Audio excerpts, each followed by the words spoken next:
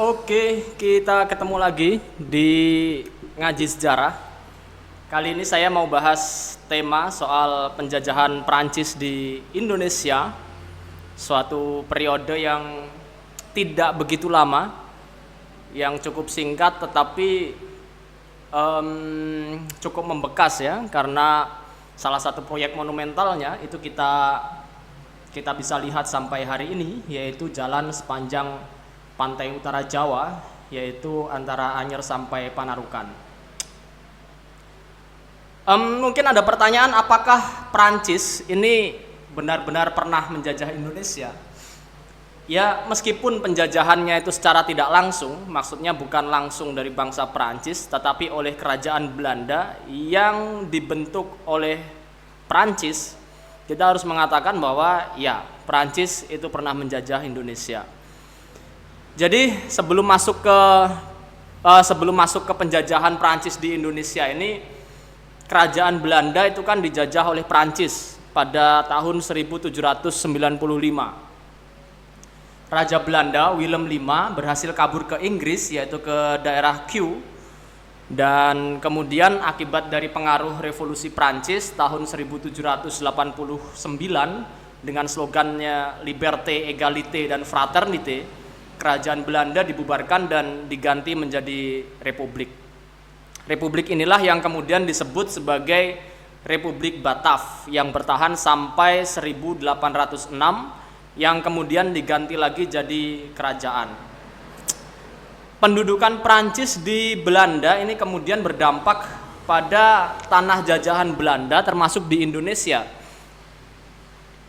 Tapi dari wilayah yang sudah dikuasai oleh VOC, cuma Jawa yang bisa diduduki oleh Prancis, karena selain Jawa ini sudah diduduki oleh Inggris. Kenapa diduduki oleh Inggris? Karena perintah dari Raja Willem V yang mengungsi ke Inggris itu adalah untuk menyerahkan wilayah jajahan Belanda itu kepada Inggris daripada jatuh ke tangan Prancis. Jadi dalam kasus penjajahan tidak langsung Prancis ini, wilayah yang diduduki itu cuma Jawa. Jadi yang kita bahas juga kasus yang di Jawa. Oke? Kemudian sejak kapan Prancis itu secara tidak langsung menjajah Indonesia? Ya, sejak Belanda jatuh ke tangan Prancis tahun 1795. Lah, VOC kan bubar tahun 1799. Atau 1800 lah, karena pada pergantian tahun ya. Berarti yang membubarkan Prancis dong? Iya, memang yang membubarkan itu adalah Prancis atau kerajaan Belanda yang ketika itu diduduki oleh Prancis.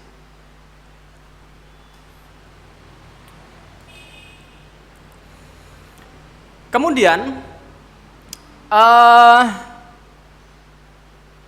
kenapa kok Prancis ini membubarkan VOC? Secara garis besar karena sistem birokrasi VOC itu yang korup. Korupnya seperti apa? Mungkin bisa kita lihat data-data yang sudah ada. Korupnya itu pertama, pejabat-pejabat VOC ini sangat serakah. Mereka pengen dapat banyak uang dari bisnis VOC, dengan kata lain pejabat VOC ini gemar menumpuk harta. Caranya gimana? Ya macam-macam. Dari uang gaji, kemudian uang perjalanan dinas, uang suap, dan sebagainya. Dan yang serakah ini nggak cuma pejabat VOC, tapi juga pejabat pribumi sama aja. Jadi dari tingkat bawah sampai tingkat paling atas, begitulah mentalitas yang dibangun. Dari keserakahan ini efeknya apa? Efeknya adalah pejabat pribumi pada nggak semangat cari keuntungan buat VOC. Akibatnya ya hasil yang didapat VOC nggak sesuai harapan. Korupsi semakin merajalela, hutang menumpuk, ya sudah, bubar. Secara garis besar seperti itu ya. Kemudian kedua, pegawai VOC ini digaji rendah. Akibatnya apa? Akibatnya banyak pejabat yang cari ceperan, cari proyek ini, cari proyek itu, cari mangsa lewat pemerasan, dan sebagainya. Kemudian ketiga, VOC ini yang dikejar cuma keuntungan, dan keuntungan. Dia nggak memikirkan sistem tata kelola pemerintahan yang baik. Ya, secara mereka ini memang organisasi dagang ya. Cuma menjelma kayak negara, punya tentara sendiri, punya uang sendiri, punya kewenangan untuk menentukan perang sendiri. Tapi ya tetap hitoh dia itu adalah organisasi dagang. Jadi pengelolaan pegawainya itu nggak difikirkan secara serius, terutama soal bagaimana pencegahan dan penindakan korupsi di lingkungan VOC ini. Dan sejak VOC dibubarkan, kekuasaan VOC di Indonesia ini kemudian beralih ke pemerintah Hindia Belanda yang waktu itu dikuasai oleh Prancis. Nah, sekarang PR dari Belanda Prancis ini, gimana caranya supaya bisa mengeruk keuntungan dari wilayah jajahan. Nah, ini yang rame di Belanda waktu itu, satu kelompok pengen dipakai model liberal, satu lagi pengen menggunakan model konservatif ala VOC. Kelompok liberal ini pengen diterapkan pemerintahan langsung dan pakai sistem pajak. Sementara kelompok yang konservatif itu pengen model lama atau model yang dipakai VOC, pemerintahan tidak langsung dan menerapkan monopoli perdagangan. Mungkin ada yang belum ngeh soal pemerintahan langsung dan tidak langsung dalam konteks penjajahan waktu itu. Pemerintahan langsung itu birokrasi pemerintahannya dikelola secara hierarkis dan dari atas atau gubernur jenderal sampai ke tingkat yang paling bawah yaitu bupati, kan begitu. Kemudian kalau tidak langsung itu kayak model yang dipakai oleh Belanda, jadi tetap mempertahankan birokrasi tradisional di tiap tingkatan pemerintahan ada juga pejabat Belanda di situ. Misalkan di tingkat kabupaten ada bupati dari birokrasi tradisional, tapi ada juga asisten residen yang jadi utusannya Belanda di situ. Di atasnya ada sultan kalau di Jogja dan sunan kalau di Surakarta ya. Dan pejabat Belanda setingkat itu ada residen yang pada masa Prancis itu kemudian disebut dengan istilah minister. Ya kurang lebih begitulah secara umum. Dan dalam setiap tindakan dari birokrat tradisional itu harus atas restu dari pejabat pemerintah kolonial yang selevel itu tadi. Jadi yang menggerakkan rakyat itu bukan pemerintah kolonial, tapi pejabat pribumi itu sendiri. Nah, kemudian kembali ke soal perdebatan antara kaum liberal dan konservatif tadi. Ini jadi isu utama ya setelah VOC bubar. Masing-masing punya alasan yang kuat, mana yang lebih baik. Sebetulnya nggak ada yang lebih baik buat kita sebagai bangsa terjajah ya, sama aja. Tujuan mereka itu sama-sama mau mengeruk keuntungan, caranya aja yang beda. Perdebatan ini kemudian selesai waktu Herman Willem Daendels itu ditugaskan menjadi gubernur jenderal pada tahun 1808, yang waktu itu Belanda sudah berubah, tidak lagi Republik Batav tapi berubah menjadi Kerajaan Belanda. Dalam rangka apa Daendels itu ditugaskan ke Jawa? Tugas utamanya adalah dalam rangka mempertahankan Jawa dari serangan Inggris. Kenapa seperti itu? Karena Inggris ini pelan-pelan mulai menguasai wilayah jajahan Belanda. Jawa jadi salah satu prioritas mereka, maka dibutuhkan perwira militer yang berpengalaman dan Daendels adalah jawabannya pada waktu itu. Oke, kemudian apa saja yang dilakukan Daendels di Jawa? Daendels ini kan pengikut sekaligus pengagum dari Napoleon Bonaparte ya, termasuk dalam mengelola negara. Asas negara modern, asas negara model Napoleon, ini kan ada dua sebetulnya, yaitu sentralisme kekuasaan dan efektivitas pemerintahan. Itu juga yang dilakukan oleh Daendels di Indonesia. Daendels memadukan semangat pembaharuan dan memadukan semangat pembaharuan melalui metode-metode kediktatoran. Karena kalau nggak diktator ya nggak berubah-berubah gitu. Daendels berusaha memberantas ketidakefisienan, kemudian penyelewengan dan juga korupsi peninggalan dari VOC. Pertama, sentralisasi kekuasaan dengan karakteristik pemerintahan yang otoriter ala Daendels ya. Daendels menghapus model yang dilakukan oleh VOC, nggak ada lagi model pemerintahan ganda kayak masa VOC. Tujuannya apa? Tujuannya biar nggak ada pembangkangan. Jadi disiplin betul Daendels ini. Selain itu dia pengen mengubah birokrasi Jawa ini menjadi lebih modern, mirip kayak di Prancis dan Belanda pada waktu itu. Seperti penciutan kekuasaan bupati, kemudian menyederhanakan upacara kerajaan, memajukan pertanian dan perdagangan, memberantas korupsi, menghapus kerja paksa dan penyerahan paksa ala VOC. Ya bagus sih sebetulnya tujuan-tujuannya, cuma rencana ini nggak mulus karena rakyat Jawa masih terbiasa dengan model lama. Selain itu keadaan juga tidak memungkinkan pada waktu itu untuk merealisasikan cita-cita dari Daendels ini. Maka ujung-ujungnya otoriter juga Daendels, nggak lebih baik daripada waktu VOC. Kemudian kekuasaan bupati juga masih mengakar kuat dan nggak bisa 1-2 tahun mengubah mentalitas seperti itu kan. Mentalitas itu kan tidak bisa direvolusi. Kemudian akibatnya apa? Akibatnya dalam birokrasi ya tetap aja pakai model lama. Apalagi Inggris ini sudah siap menyerang Jawa. Maka soal-soal yang kayak begini nggak terlalu diprioritaskan lagi. Karena keadaan juga kemudian Daendels yang sejatinya dia adalah penganjur revolusi Prancis dengan slogannya liberté, égalité dan fraternité itu berubah menjadi seorang diktator. Maka nggak heran kemudian Daendels ini dijuluki macam-macam kayak Raden Mas Gala, kemudian Gubernur Bledek atau Gubernur Petir ya. Ada juga istilah Marsekal Wesi atau Marsekal Besi, macam-macam lah untuk menunjukkan bagaimana kerasnya seorang Daendels ini. Kemudian kedua soal efektivitas.